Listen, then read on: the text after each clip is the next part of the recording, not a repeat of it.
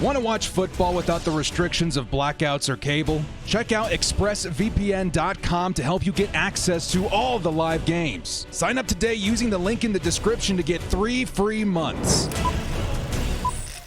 Yo, what up, Bolt fam? It's the director. Chargers fans, it is time. It is time to make some tough decisions if you are a team in the NFL. Now, of course, a lot of you guys probably know what I'm talking about. The roster deadline is coming up tomorrow, which means every team's going to have their rosters trimmed down to just 53 players. And that's quite a lot of players that are going to be released back into free agency over the next 24 hours. Now, I do believe the deadline is August 30th at 1 p.m. Pacific. The Chargers at this point still roster, 80 players, which means around 27 players are not going to be a Charger by this time tomorrow, which is actually kind of insane. So what we want to do is kind of determine what are some of the names and some of the players that could be shocking cuts, because let's be honest, guys, this happens every single season. Somebody's going to get cut that shocks us. So I'm going to lay out a group of names that I think could be considered shocking cuts to the Chargers, as well as maybe we can try and keep an eye on the rest of the NFL as to, who else is getting cut. Because at this point, I do think the Chargers more than likely are going to sign a few guys to help out maybe their special teams. Maybe they're still looking for a running back too. You never know. So a lot of moving pieces, man. A lot of things are going to happen over the next 24 hours. It's going to be a lot of players moved. And again, keep in mind, some of these may be a little bit more shocking than others. So let's get right into it. Before we do, a question in the comments like we always do. And this one's going to be a tough one, guys. You can only keep one. Okay, in this scenario, you can only keep one player out of these three. Who's this player going to be? These three players are Easton Stick, Michael Bandy, and Braden Fayoko.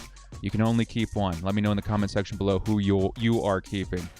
My answer will be at the bottom of the video. Before we do kick off, guys, hit us up with a like and sub. If you do enjoy this Chargers content, the small amount of time you guys take to hit the like, sub, and bell notification helps me out a lot. And also, I do have to mention, regular season is coming up. If you guys do not have a method as to how to watch the games, please get that set up ahead of time. I always feel terrible when we have people coming in the live chat like, dude, director, how do I watch the game? The best way I can tell you, grab yourself a VPN like our sponsor and go grab NFL Game Pass as well. We're still trying to test out to see if NFL Plus works with the VPN as well. That in theory should work, but try and have something set up beforehand so that we're not scrambling on game day. With that, let's get into this one. Lights, camera, action!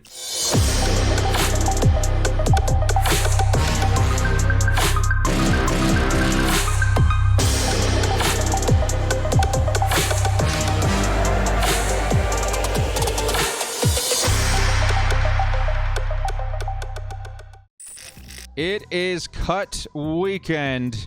Who are the Chargers' most shocking cuts going to be in 2022? Well, let's jump right into it. First off, by going over some of the names that have already been cut, okay? And these ones may be less shocking. The Chargers and the rest of the NFL, they had to trim their rosters down to like 85, then 80 players over the last couple of weeks. Now this is a big deadline. But who's been cut already for the Chargers? Well, to list them off, we've got guard Cameron Hunt, kicker James McCourt, wide receiver Maurice French, quarterback Brandon Peters, and Skylar Thomas. Now, at the time of recording this video, I have not heard about any other cuttings for the Chargers yet, okay? So maybe by the end of the day, the Chargers may have very well have likely cut additional players by this time. Now, also keep in mind as we're going through this, we have 80 players on the roster. 27 will be gone by tomorrow. So some of these names may be shocking. I do predict that at least 1 or 2 players are maybe going to upset us a little bit as Chargers fans, because again, 53 spots is all that's available, and the Chargers are going to have to make some tough calls. So let's start things off. I'm sorry, Jerry Tillery. I promise, I swear to God, we are not rooting against Jerry Tillery.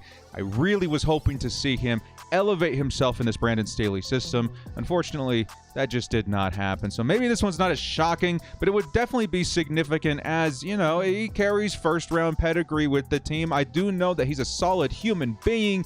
The coaching staff, the front office, everybody loves him, but it really comes down to the production on the field and the competition at your position. And right now, the Chargers, in terms of improving their run defense, in terms of improving their pass rushing from the interior, it feels like the competition's gotten pretty steep, right? You've got really big names on the roster now at that position, like Sebastian Joseph, Austin Johnson, even a Morgan Fox is looking like a huge improvement over Jerry Tillery in both versus the run and the pass.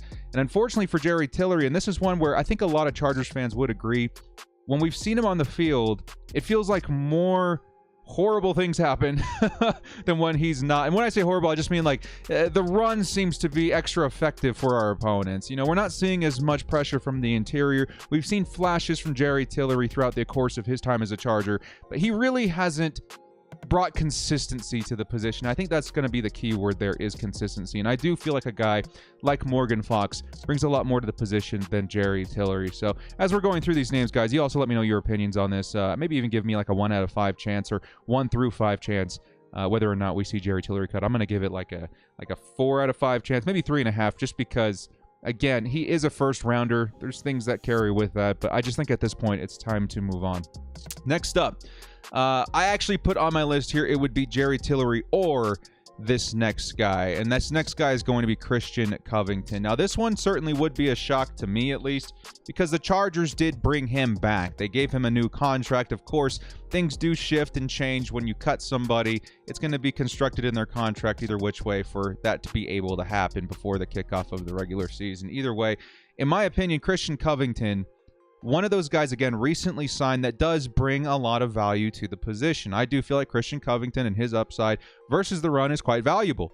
I think the question you're going to have to ask yourself is, how good is Christian Covington all around? You know, his consistency, getting to the quarterback, adding to the interior of that defensive line, I think he's serviceable, right? I think he's definitely a leg up versus a lot of other guys that we've seen in the past, maybe a couple of guys on the roster this season. But I do think there is a scenario in which the Chargers decide to move on from Christian Covington because maybe they dig their heels in the ground and say, we got to keep Jerry Tillery, man. Again, maybe you're going to lose more money this year instead of waiting till next year, you know, just to let free agency take him. Maybe there's a financial incentive there. But I do think that if the Chargers elect to keep Jerry Tillery on the roster, there's one of a few guys that could be cut, including a guy like Christian Covington. You could even throw a guy like Braden Fayoko's name in the mix there too. I really hope that doesn't happen. I think Fayoko's a fantastic player.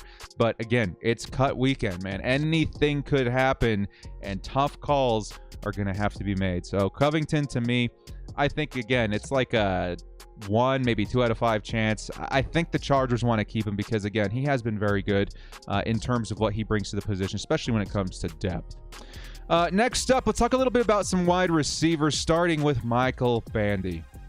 This is the tough one. This is going to be the one where everybody like clenches their teeth a little bit, you know, during in watching this video, because of course you're going to see that camp star, that preseason star on this list every single year just because of the other players on the roster. The Chargers at this point have, 5, I would say, wide receivers that are pretty much a lock. Keenan Allen, Mike Williams, Josh Palmer, Jalen Guyton, and DeAndre Carter.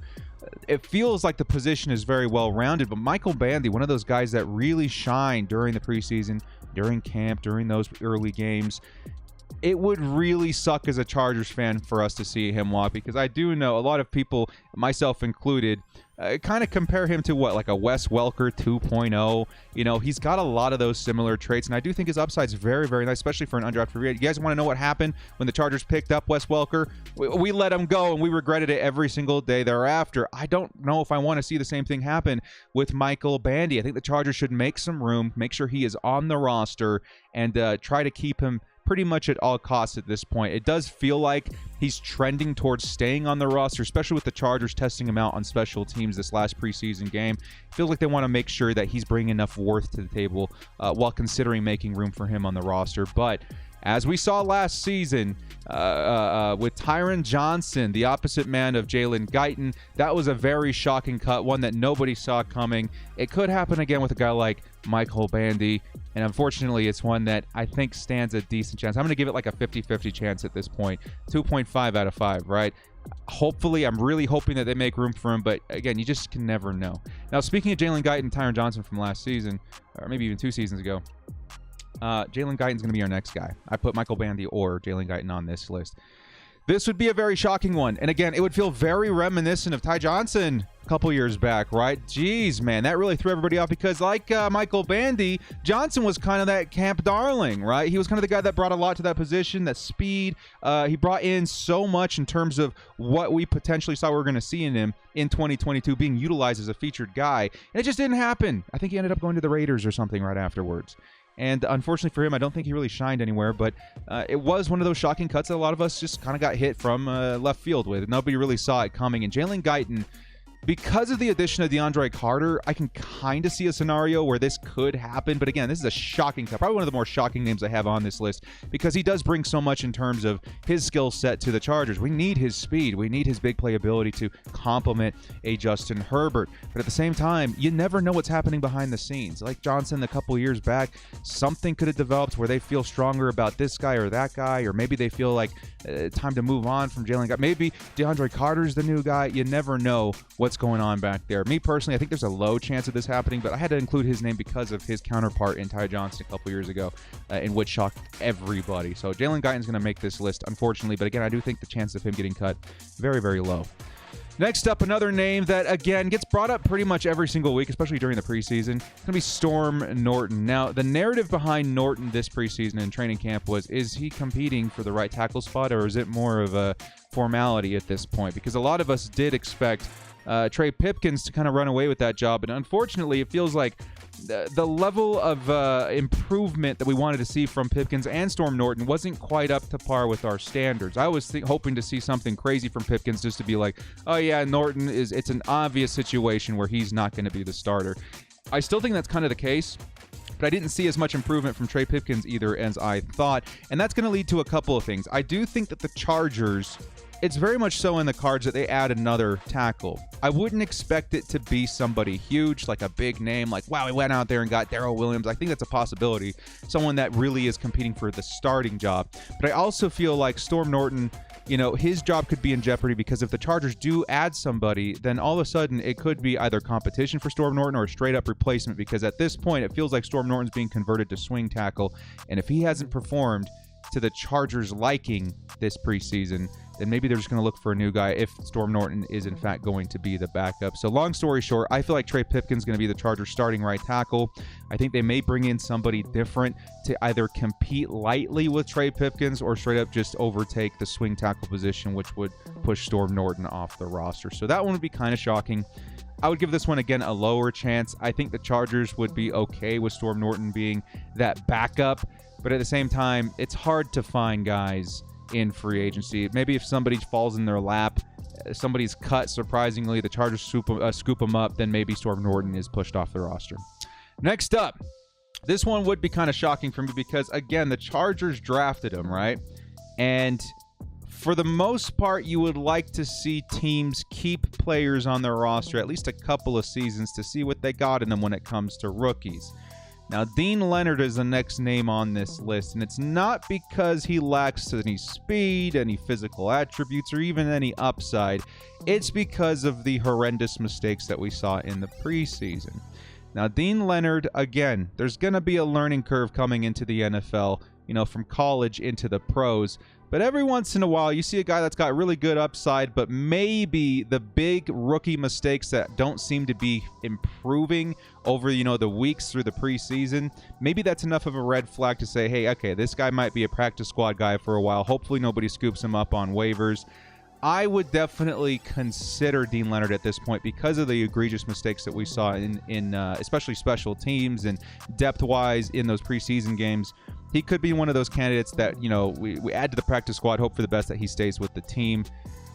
Again, it would be a little shocking because, again, I love his upside. I think, you know, if he can clean up those rookie mistakes, improve his, you know, field positioning and coverage and all that kind of stuff, he could be a very nice depth piece for this team. But at this point, it feels like you have to include his name because of the lack of improvement we saw throughout the few months of training camp. So there's that, man. It would be kind of interesting, but at the same time, just because you're drafted doesn't make you immune to being cut out of the practice squad, whatever. You got to kind of go out there and prove your upside throughout the course of the offseason. Next up, another fan darling, another fan favorite. Again, one that none of us want to see cut from the team under any circumstance, but sometimes tough decisions have to be made. It's going to be Easton Stick. Easton Stick, the longtime backup for the Chargers, even in the Phillip Rivers days. I remember the day that Easton Stick was drafted. I remember thinking it feels like the Chargers are trying to add a little bit more flexibility and mobility to the position by adding a backup like Stick, who at the time was nothing like Phillip Rivers.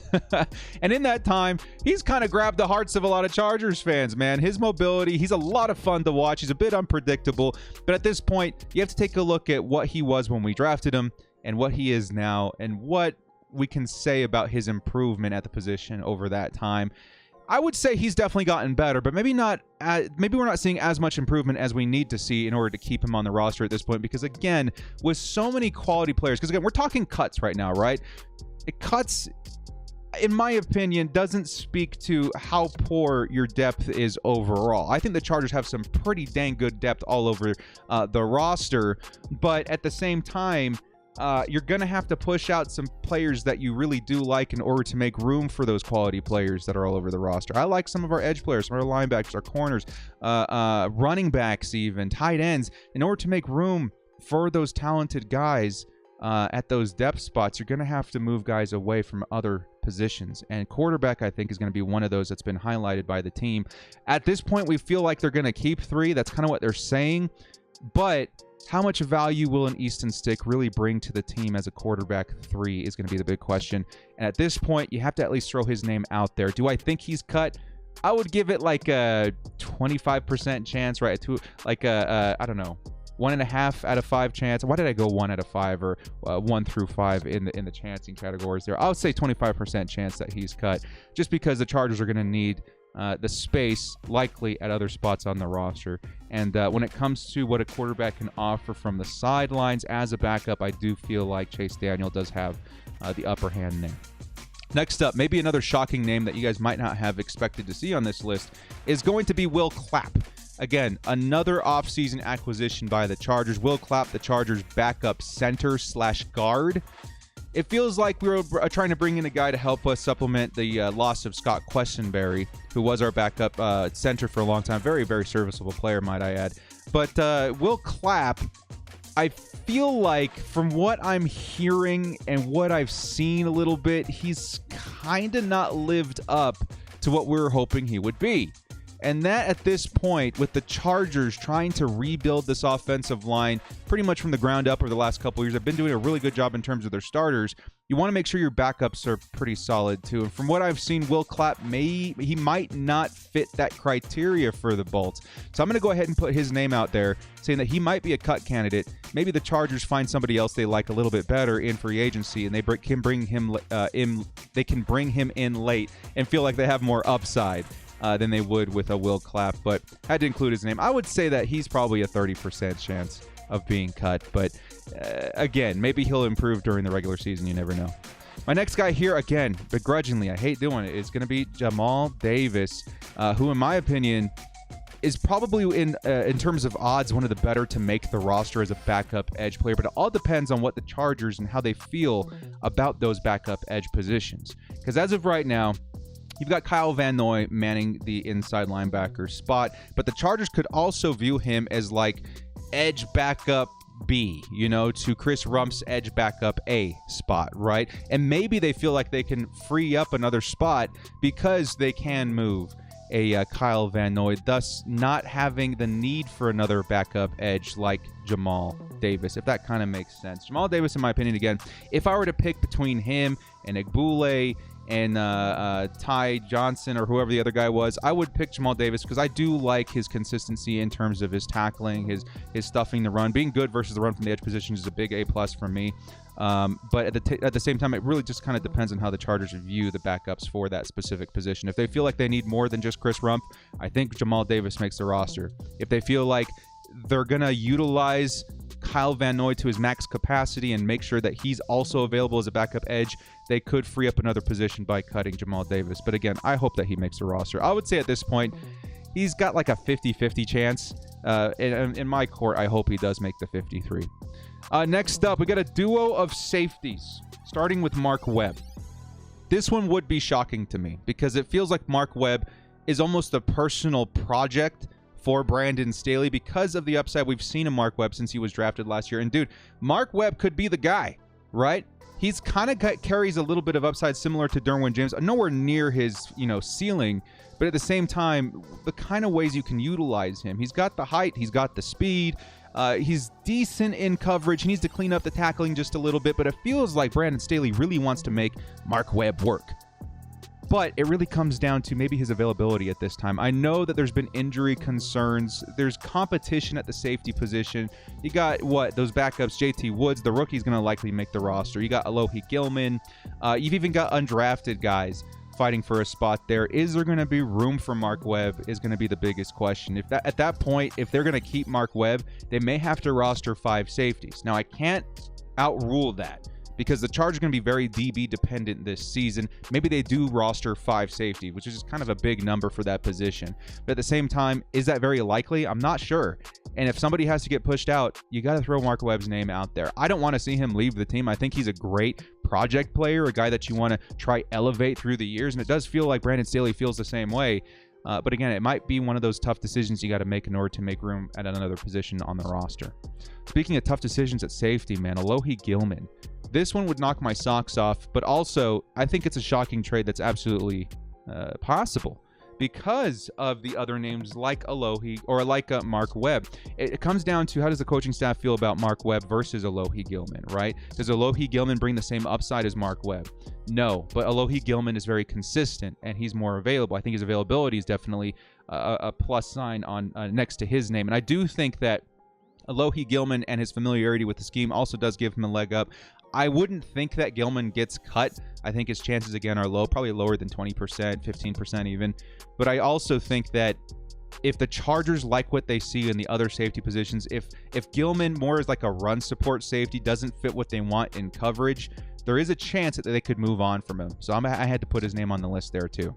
And finally, your last cut candidate is going to be Larry Roundtree. Shouldn't have made him the finale player because I do think that there's a pretty high chance that Larry Roundtree makes his exit from the team this offseason. But we have to put his name on the list nonetheless because of the situation going on at backup running back right now. It feels like, I don't know, man. I'm still a big believer in Isaiah Spiller. I don't think we saw enough of Isaiah Spiller to really write him off quite yet. I think he's still a really nice value where we drafted him. I think he's got great upside. From what I saw in the preseason games, his moves, his decision-making, his patience were all very, very impressive to me.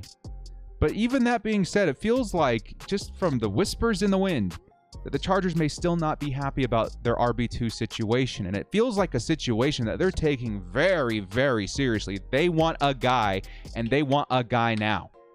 To add to the drama and complications of that situation as well, we've got the Isaiah Spiller injury to worry about. When is Spiller coming back? All I've heard is week to week. Does that mean that he's going to be back week 1, week 2, week 3? Is it going to be prolonged after that? We don't know.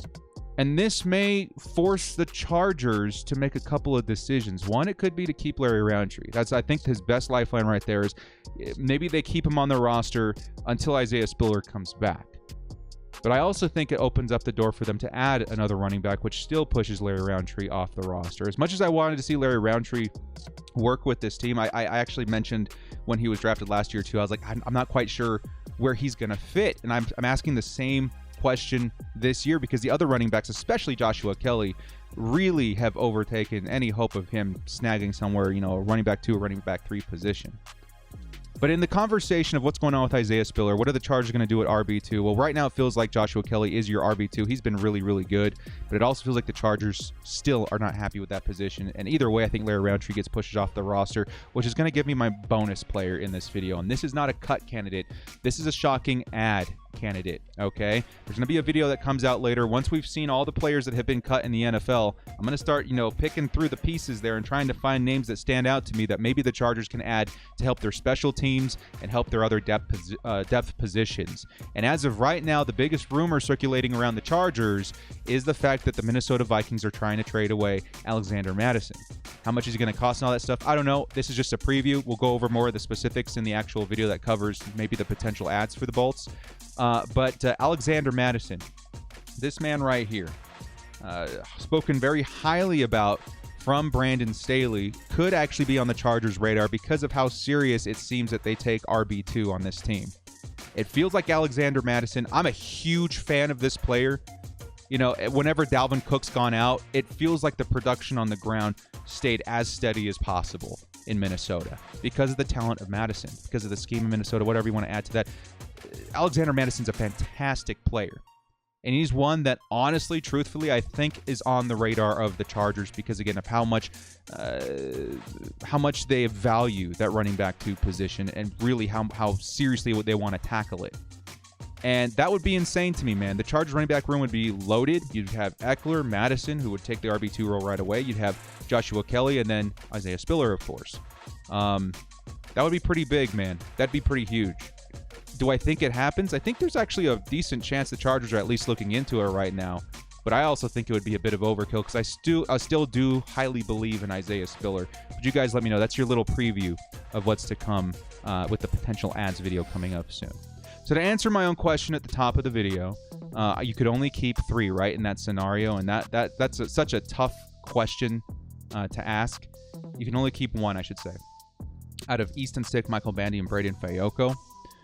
My personal choice would be Braden Fayoko, as we show Easton Stick, because I feel like Fayoko, his upside, his position, I feel like his skill set there is too valuable. And in my opinion, he should see a good amount of snaps this season if he does make the roster because of how good he is versus run. So that's going to be my answer there. Well, you guys in the comment section below, let me know some of the other players you think would be a shocking cut or even just an obvious cut. Who do you think's making the team? And who do you think the Chargers could potentially add? Keep an eye out on all the other teams and who they're cutting. And also let me know in the comment section below who you think the Chargers could add from those players that didn't make the cut on their previous teams. We're looking for guys with special teams upside, with upside as far as a backup running back, maybe a defensive back as far as corners are concerned. I think the Chargers could use a little bit more help there. I think, what's his name? Fabian Moreau was just cut. I wouldn't mind seeing him as a Charger. We're going to be keeping an eye out for players like that in order to hit on our next video here in the next couple of days. So you guys let me know all those details in the comment section below. Well, guys, thank you so much for joining me. This has been The Director. Remember to set yourself up with a method to watch your NFL programming as the regular season is approaching here in just, a couple of weeks, less than a couple of weeks now, like 13, 12 days by the time you guys see this video. Should be pretty interesting. And also let me know in the comment section below who you really hope to see make the roster between those 3 names I listed: Easton Stick, Michael Bandy, Braden Fayoko. Well, thank you so much for joining me. This has been The Director. If you liked what you saw here, hit us up with a like and sub on your way out. We'll see you next time, and as always, bolt up and stay frosty. Do not cut Michael Bandy, for the love of God.